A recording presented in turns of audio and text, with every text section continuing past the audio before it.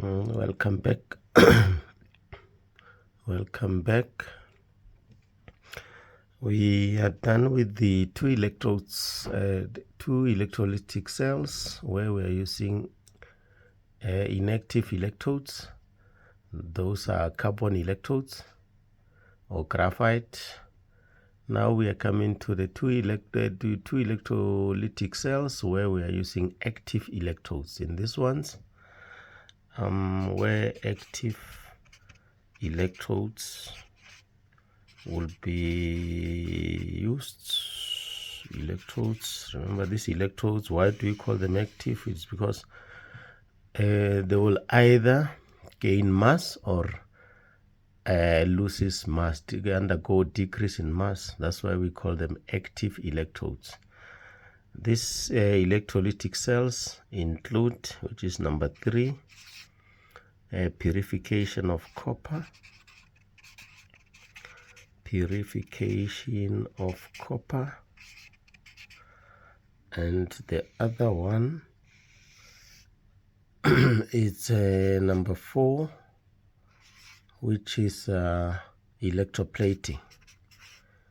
Electroplating. Now, just few information about electroplating. We say this happens when we cover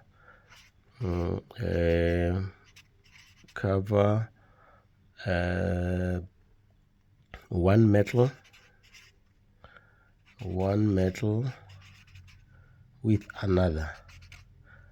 So this normally is done when we are you might be doing this for decoration, to improve appearance in that case, or you might be doing this to make business, make profit out of that exercise you want to sell, or you might be preventing the other metal from corrosion. You might be preventing oxidation here. So which means that now when you cover one metal with another, normally you have to use a metal that is less corrosive than covering the one that is corrosive, like covering iron with silver. We know silver does not easily undergo oxidation. Or in terms of decoration, we are covering a cheaper metal with a metal that will be very expensive, like you are covering iron with gold. That's also now. The cells are in this way. We have got 2 electrodes. In this case, normally you don't need to be given the power, in this case the polarity of the electrodes, because we know that if it's the purification of copper, you will be using copper electrodes in both cases. One will be pure copper. That's where the reduction is taking place. That's the cathode. And then the one is impure copper. Then that's where oxidation will be taking place. Therefore, this side is the anode side. The electrolyte is needed. We are going to use any copper electrolyte. In this case, we can use copper chloride or copper nitrate. In the case of electroplating, we don't need the polarity of this of the electrodes. We know that one electrode will be the one that is oxidized, and then where there is a layering or covering of the ring or anything else, then that's where reduction will be taking place. This will be the cathode part. That's where there will be the layering this side is the anode part. That's where now will be oxidation will be taking place. That's where there will be a decrease in mass. Decrease in mass.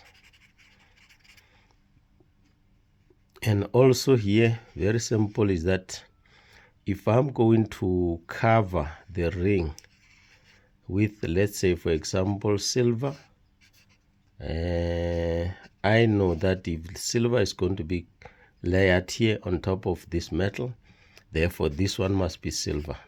If I'm going to cover with gold, this will be gold. If I'm going to cover with chromium, this must be chromium. So it's easy in this one. Therefore, electrolyte, if I'm covering with silver, it must be a silver electrolyte, preferably silver nitrate. We normally use nitrates because nitrates are very soluble in most cases at all times. Yeah, and nitrates are soluble.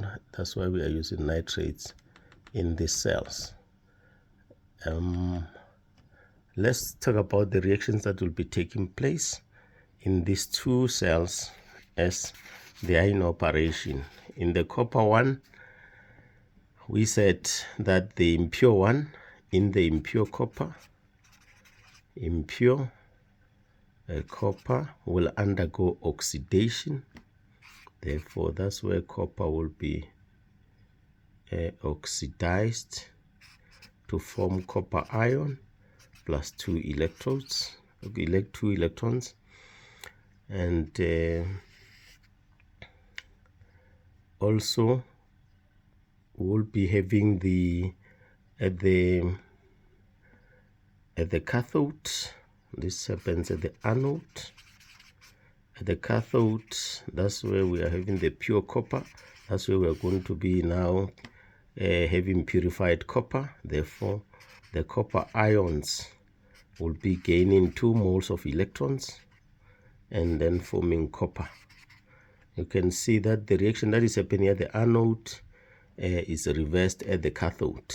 So hence, in this case, you will be now finding this one, which you have to note that the concentration of the electrolyte now will be just serving as a conveyor. The concentration of the electrolyte remains the same. It remains the same. Why? Because if you tap back to equilibrium, the reason will be the rate of oxidation. Rate of oxidation, if you want to be precise, of copper at the anode equals to the rate of reduction, in this case reduction of copper ions at the cathode. This one is optional, at cathode. You just want to show the examiner that you know more, then you can be explicit in this case. So that is why the concentration of the electrolyte is not used here. It will remain the same. So because when we lose 2 moles of electrons at the anode, they are gained at the cathode. So that is the most important one. Let's just pause and then we'll continue with the one of electroplating.